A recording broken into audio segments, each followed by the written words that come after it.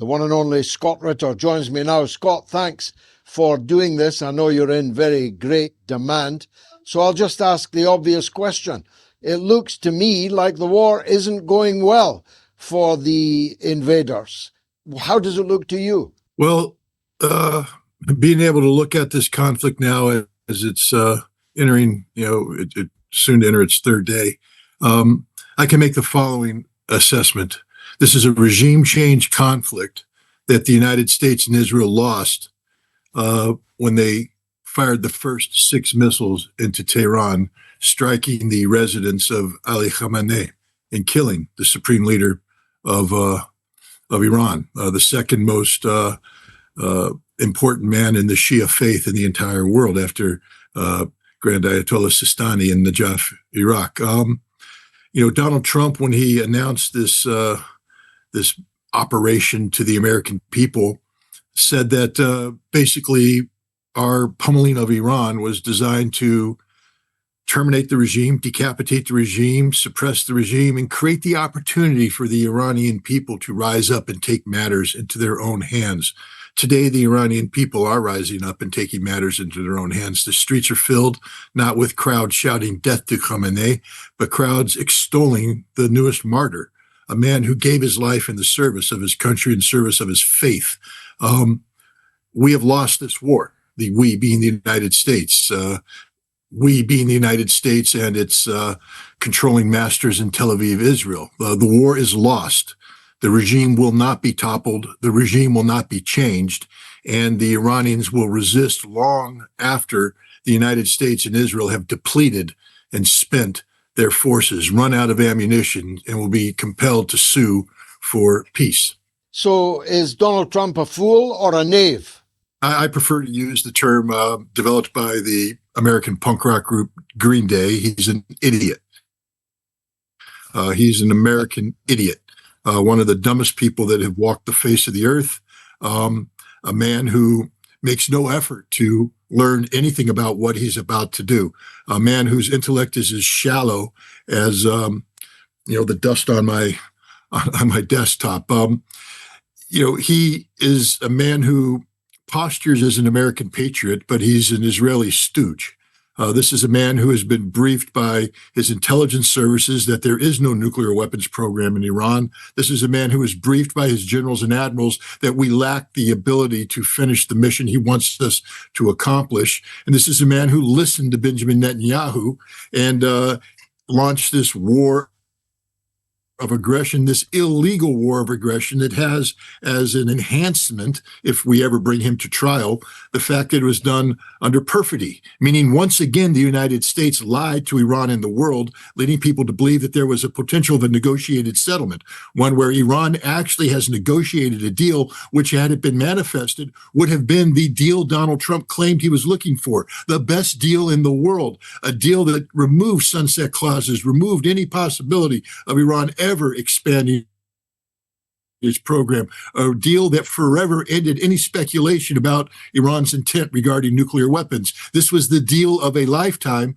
but Donald Trump wasn't interested in a deal. He and Benjamin Netanyahu had already picked the timing of this attack prior to the negotiations even beginning. Perfidy. That is what Donald Trump has committed, in addition to carrying out this war of choice, this illegal war of aggression that will forever cement him and tragically, and I say that with anger in my voice, my country as a nation that will go down in the pages of history alongside Nazi Germany and Imperial Japan as criminal nations that have carried out horrific wars of aggression. You and I would be expected to oppose this war, but it doesn't seem to have many friends outside of the viewpoint of people like you and I. Even the Financial Times has denounced it. And trust me, that's going some. The British government didn't allow the US to use their bases. They were forced to say, slightly mitigated now by Keir Starmer telling us that our aircraft were in the air. Turns out it was a singular aircraft. and it was in defense of Qatar, and it returned safely to base. So we're just bit players, but we are bit players that refuse to endorse this illegal act. I'm struggling to find any but the most base serfs of US power, like the Japanese Prime Minister, for example, who believe this was a good idea. Even the people that are backing it can't imagine it was a good idea. Soon the chickens shall come home to roost, as we say. Right now the Strait of Hormuz is shut. When we finish with this program, I'm taking my car to the gas pump, and I'm going to enjoy the last gas pumped at $3.28 a gallon that I will see for some time now. Starting tomorrow, we're going to see the price of gasoline go through the roof, and it will continue to rise as this conflict drags on. Donald Trump, after telling the world how this was going to be a conflict that America was going to sustain for, weeks if necessary, is already talking about negotiations to bring this to. And in typical Trump fashion, he lies, saying that the Iranians have reached out to him. Ali Lajarni is not going to reach out to Donald Trump. Donald Trump attempted to reach out to the Iranians through an Italian proxy and was told to pound sand. Iran is in this for the duration. This is an existential struggle of survival for the Islamic Republic, for the people of Iran. They will not allow this conflict to end in any way that allows Israel and the United States to maintain forces sufficient to reattack Iran down the road. They are seeking the strategic defeat of Israel, the strategic defeat of the United States. You see this with the posture that they have made with the Gulf Arab nations, who have been pounded mercilessly and will continue to be pounded as long as they provide safe haven for the cancer that has infected the Middle East, and that cancer is the presence of the United States. Iran is now the chief oncologist, and they are laying out some very, very harsh chemotherapy to destroy the American cancer. And we're starting to see nations respond. The United Arab Emirates, in response to the Iranian attacks, has called for the removal of forces from the region that are destabilizing. Now, you can't remove Iran because it is the region. So they're talking about now the United States leaving the Middle East. And when this war is done, the United States will have no choice but to leave the Middle East with our tail tucked firmly between our dog legs. No, I was only a boy soldier. You were an important military officer, and nobody in the world knows more about war and military matters than you. So give us a reading on how well the Iranian response is going. It looks to me, although I may be an ingenue, that they're actually doing extremely well. Again, lacking specific data on the exact targets hit and on the number of missiles launched. I don't have access to the Iranian battle plan. But what we can see suggests exactly that which you have said, that the Iranians are doing extraordinarily well. We have to be careful about evaluating missile launches and missile intercepts. We see data coming out of Qatar that suggests they've been very successful. But once again, we don't understand the Iranian way of war, because most of the missiles Iran has launched are designed to be intercepted. Most of the missiles Iran's launched are designed to absorb interceptors. Most of the missiles Iran launches are designed to confuse the radar systems of the integrated anti-ballistic missile defense systems. And then Iran comes in with the killer touch at the end and hits the targets they want to hit. So if we evaluate Iran on the totality of the missiles launched, we would say they have about a 33% success rate. If we evaluate them on the missiles that need to hit the targets Iran wants them to hit, the success rate is close to 100%. And these targets are devastating in terms of what they're hitting. They're destroying American radar systems worth hundreds of millions of dollars, in one case, $1.1 billion. By the time they're finished with the United States, the price tag on infrastructure lost will be over $100 billion, $100 billion of American infrastructure that will be destroyed in the Middle East. And the price tag for the Gulf Arab states can go up as equally high if they want to continue this nonsense and pretend that the United States has some sort of legitimate function in the Middle East today. The United States does not. Israel is also paying a very heavy price. One has to be careful about reading what one reads on the internet, because the quality control filter isn't necessarily there. But it appears that the Iranians struck a building, and that building contained Israeli officers who were carrying out a conference about this war. The location of that building had been selected by the Israelis in the morning, meaning that by striking this building and killing the people inside, Iran not only proved that they had the capability to penetrate Israeli air defense at any time. This building was selected because it was supposed to be ringed by sufficient air defense systems. But Iran also showed that they have the ability to collect intelligence information, highly accurate intelligence information about the most sensitive topics in Israel, and respond in a timely fashion, killing the Israelis involved. This, more than anything, scares the Israelis, because they now know they are all literally dead men walking. We might as well get Tom Hanks to go into Tel Aviv and walk down the street and shout it out. Dead man walking, because that is Israel today. The Iranians will not let up. The Iranians have the capacity to sustain this fight. Benjamin Netanyahu warned Donald Trump that if you're going to pull the trigger on Iran, you have to kill Iran, terminate the conflict before 700 missiles impact on Israeli soil. Too bad, so sad, Bibi baby, because you're going to get burned. The Iranians are coming in with everything they have, and there's not a damn thing you can do to stop it. Scott, sometimes our children ask the most blindingly obvious but most profound question. So let me pass my eldest son's question on to you. Once I told him how I thought the war was going, he asked the pretty obvious question, why then did they do it? Why did the United States and Israel launch a war which you say they were bound to lose? And looking at the pictures so far, it seems you were right. They are losing it. The reason why we launched this war is because of the ignorance of the people who planned this war, ignorance about war itself. Understand there's outside of the Joint Chiefs of Staff, there's very few people surrounding Donald Trump who actually have firsthand experience in war or the art of war. These are politicized dilettantes. The closest one you get is Pete Hegseth, who is nothing more than a glorified battalion operations officer and a reformed alcoholic who is probably best left sitting behind a Fox studio camera than actually trying to lead people. But hey, he can bench 315 pounds, so God bless him. But these are the people advising the president. They are simplistic people. They are foolish people. They are stupid people, fundamentally stupid people, and they are ignorant beyond belief. They have fallen victims of their own ignorance. These are people, Scott Bessent, setting off demonstrations by collapsing the value of the rial back in December 28th. And then bragging about it at Davos, how he is the one responsible for creating demonstrations.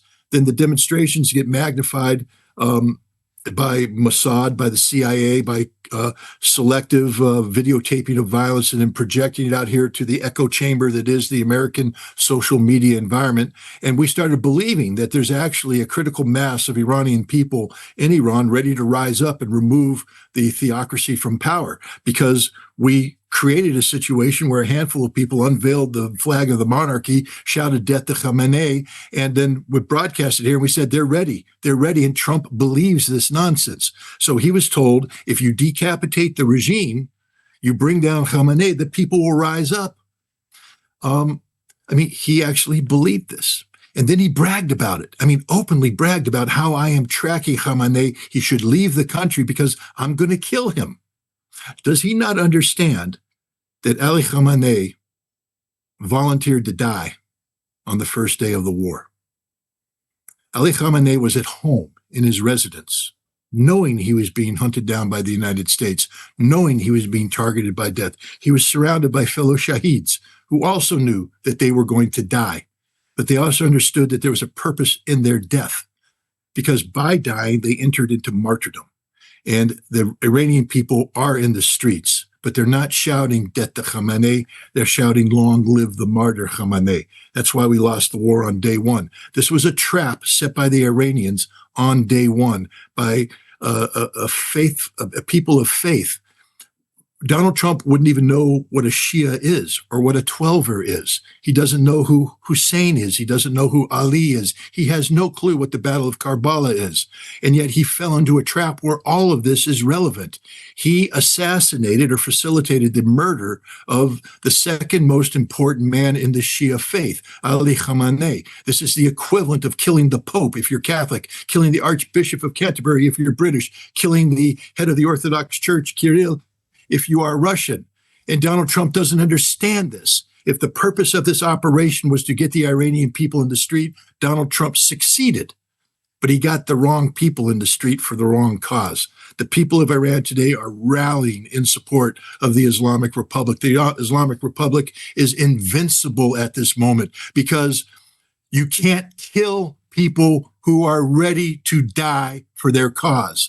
And the Shia of Iran who are defending the Islamic Republic are prepared to a man, to a woman, to become martyrs in the cause of their faith.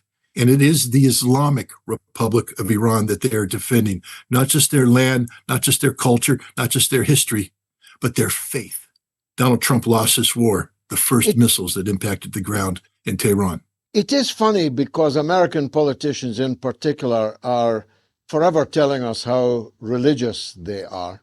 But your friend and mine, Professor Morandi, said to me just a few minutes ago that he prays that Ali Khamenei is right now sitting with Jesus and Moses and the Prophet Muhammad. That's what they believe. And how would it be an inhibiting thing? How would it be a frightening thing to threaten people with a martyrdom which they believe will take them to the holy families, that will take them to paradise?